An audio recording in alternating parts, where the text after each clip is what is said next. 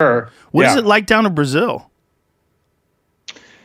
In general, or No, I've been to everything Brazil. that's going on? Yeah. Like right now. I've been to Brazil multiple times. I love it down there.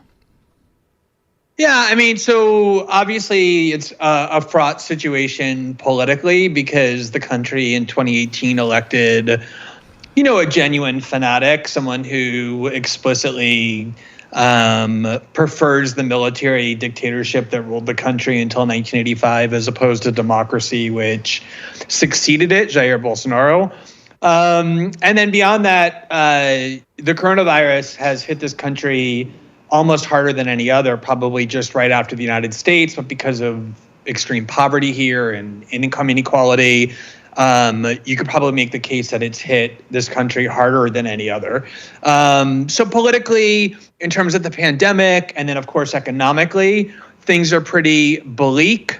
But at the same time, Brazil, which is what made me fall in love with it in the first place, is always this country, as you know, if you visited, so bursting full of vibrancy and energy and potential and uniqueness that I'm always kind of optimistic about it, no matter how grim things seem to be.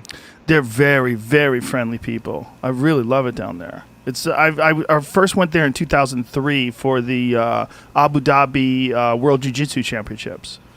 And so right. Yeah, because I guess the fighting that you like is super popular here, right? There are a lot of Brazilian MMA fighters. I mean, the original UFC fighter was Royce Gracie, who's a member of the famous Gracie clan that came out of Rio. So I've been going there for 17 years. I really do love it down there. Yeah, it's funny it's a culture, as you say, where the people are super nice. And before I lived here, I lived in, Manhattan, where I lived and worked, which is pretty much the exact polar opposite of Brazil in terms of the mentality of the people.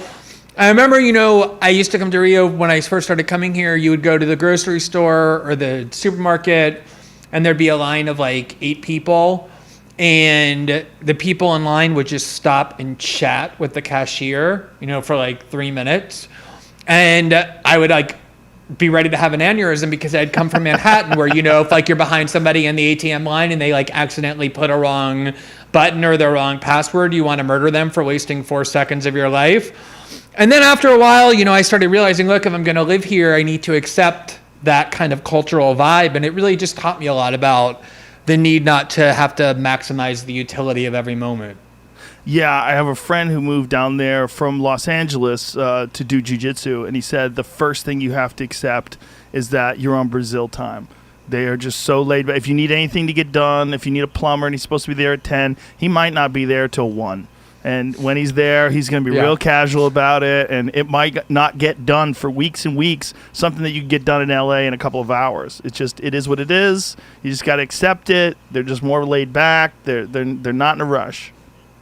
Yeah, I've asked many Brazilians here, why do you bother having the word for fast in Portuguese since it applies to nothing? And yeah, it's true. And you can, decide that that's what you hate about it. For me, just the complete lack of organization or urgency in terms of time is one of the things I love about it.